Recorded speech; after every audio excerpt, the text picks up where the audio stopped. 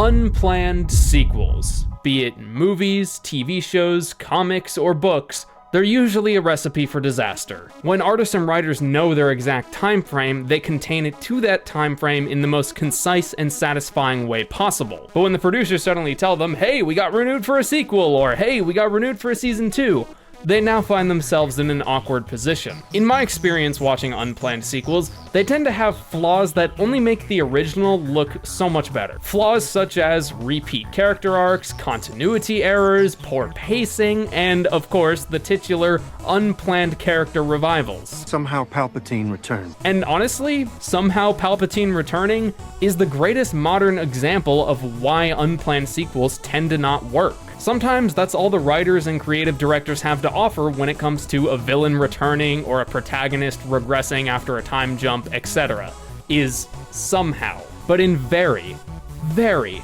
very rare cases, unplanned sequels somehow end up being really good and don't reduce the magic of the original. My favorite example? Tron Legacy. The original Tron was a self-contained, beautiful, revolutionary movie and story. Tron Legacy, on the other hand, which released many decades later, only did the original classic even more justice. It was a believable, sensible, concise continuation of the story of Kevin Flynn. So we have an example of a good unplanned sequel and an example of a very, very bad unplanned sequel. So which one of these sequels is Fiona and Cake Season 2? And did Season 2 even need to be made? Season 2 of Fiona and Cake starts off by showing us the lives of everyone in Fiona World post Season 1. Gary and Marshall are together, Fiona and Cake are helping them build the sweet spot, and Fiona is still what I'd call an irresponsible adult. Let's talk about and examine Fiona's arc, as I feel it's the best and most detailed case to examine. Season 1 Fiona was also an irresponsible and kind of incapable adult, but her arc in Season 1 wasn't about becoming a responsible adult or taking control of her life. It was about learning to deal with and accept the consequences of her choices, and learning to appreciate that her choices are entirely her own. This is especially exemplified when she hesitates to let Simon put the crown on, as she felt she wasn't in the right to change her entire world without giving her world that same choice. Season 2 Fiona, now armed with that knowledge and revelation, follows her heart and owns up to her choices. And from what I can tell based on the available episodes at the time of writing this, Fiona's Season 2 arc is about getting her act together and deciding which choices are the ones she should make. She has to help save the sweet spot, she has to help Huntress Wizard, she has to sort out her messy romantic life, she has to sort out her rent. Are you seeing a pattern here? Fiona's life is now full of the choices she wanted to make. And as a good bug friend of mine once said, "But now you get all the bad stuff too." I doubt that line was foreshadowing, but man, it works so well here. Fiona is overwhelmed with choices. Too many choices. So she has to pick and choose. Is saving the sweet spot more important than her rent? Is her rent more important than helping Huntress Wizard save Finn? Is saving Finn more important than her messed up romance life? And on it goes. This is a natural extension of Fiona's arc from Season 1. She fought for her world that she wanted to keep, and now that she has it, she has to choose what to do with it. I also feel it's important to take a look at Simon in Season 2. He was very much the main character directly alongside Fiona in Season 1. His arc was all about finding closure with Betty, saying what he needed to say to her, and finding new purpose in the land of Ooh. In Season 2, Simon is more of a supporting background character and really doesn't have much of an arc that I can tell thus far based on the available episodes. However, a notable instance of his growth since Season 1 is when he went to see Ice Thing to borrow the demonic wishing eye. In Season 1, he couldn't even stand having 3 little ice cubes in his drink without freaking out. Now that he's grown, he's more than willing to go to a place of significant trauma to try and help his friend in an act of selfless kindness. Simon is obviously still uncomfortable with the memories, I mean, who wouldn't be? But he's far from the level of freak out and existential dread that were crushing him in the prior season. Concise, consistent, natural character progression. checkmark from me. Now let's move on and briefly talk about the continuity of Season 2. One of, if not the most important aspect that can make or break an unplanned sequel. First of all, the Finn plot. Turning Finn's injury from the heart of the forest into an entire plot line that also gives the writers an excuse to explore Huntress Wizard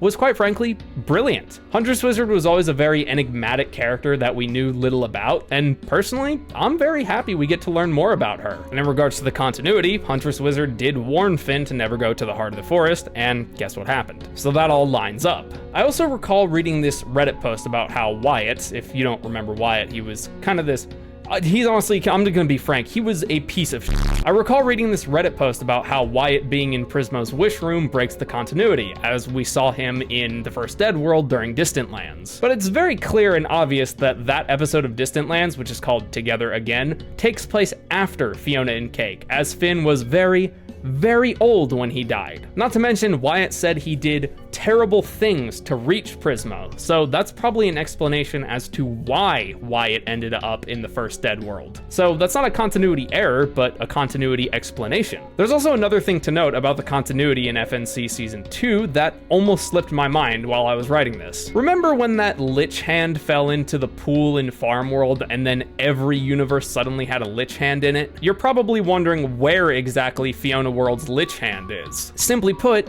it doesn't have one. Fiona World was still inside Ice King's mind when those events took place, and thus wasn't connected to the greater multiverse. Aside from those two things of note, there really don't appear to be any major or even minor errors in the details of the continuity. Everything's where it should be, when it should be. And thankfully, on the note of unplanned character revivals, we have no boxes to tick since none of our mains were killed in the prior season, nor was our villain Saucy Scarab. He's just working for Prismo now, and he might be up for a promotion since Prismo's wish magic seems to be very limited and weak these days. I do hope that Scarab doesn't end up being the main villain again at the very end, just like our boy Palps, but here's what I predict in regards to our boy the Scarab. He'll get wind of or figure out that Prismo is losing his ability to be Wishmaster, and he'll try to use that information to manipulate the situation so he can climb the ladder and become the new Wishmaster. But considering his past and considering how desperation can make people do very stupid things,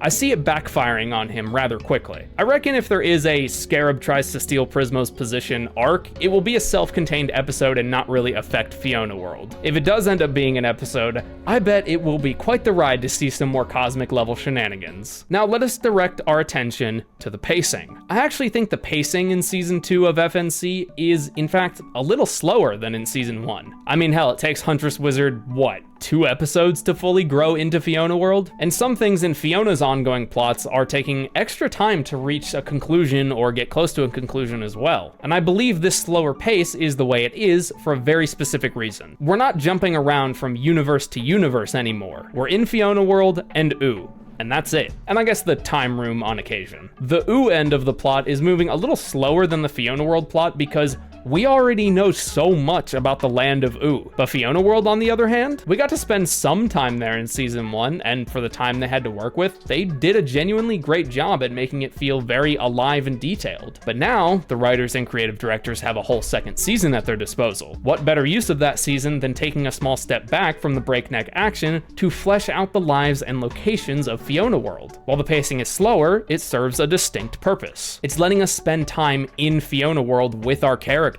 The story still moves and the plot still moseys along, but we get a wider lens to look through at this world Fiona fought for. And hell, it's not like we don't get follow-ups on some of the other universes. In episode 6, we get to follow up with Farm World Finn, who also gets to find out where his child went. And we get to see him interact with Classic Finn for a bit too. I really enjoyed how Farm World Finn didn't even hesitate to help Classic Finn when he heard he was in danger, because Classic Finn did save Farm World Finn's life. It's really nice seeing alternate versions of the same character look after each other and work together and help one another, instead of, you know, working together to destroy and conquer worlds and kill billions of people in a bloodbath rivaled by none. Huh, wonder where I got that idea from.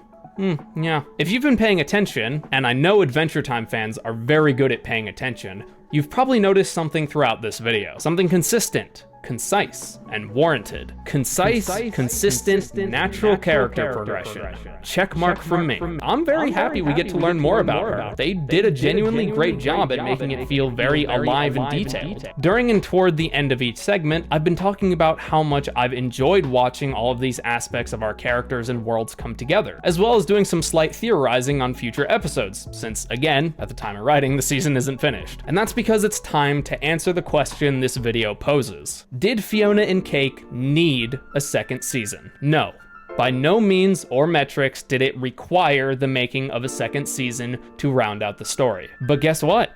I'm very glad it did get a second season, because it's been nothing short of enjoyable, consistent, fun, colorful, and interesting. A lot of the time when something beloved comes to an end, it's sad but also appreciated. As if it goes on for too long, the love will eventually fade. But I, and I bet all of you, have no shortage of love for Fiona and Cake Season 2. Even though it wasn't necessary from a writing standpoint, it sure is welcome to be here with how fun and enjoyable it's been to watch. And thank you so much for watching this video. I absolutely adored writing this video, and quite frankly, though it's probably a little shorter, I think it's honestly one of my best written videos I've made so far. And trust me when I say, I am not the type of person who pats himself on the back very often. Take it from me, kids. Don't sell yourself short and take pride where it's due. And please feel free to share all your thoughts and opinions on Season 2 and this video in the comments section. There are plenty of arcs and characters and world building moments I didn't go over because there's just so much to cover. So feel free to start some discussions with both me and your fellow fans. And of course, if you enjoyed this video, be sure to hit the like and sub button. I would greatly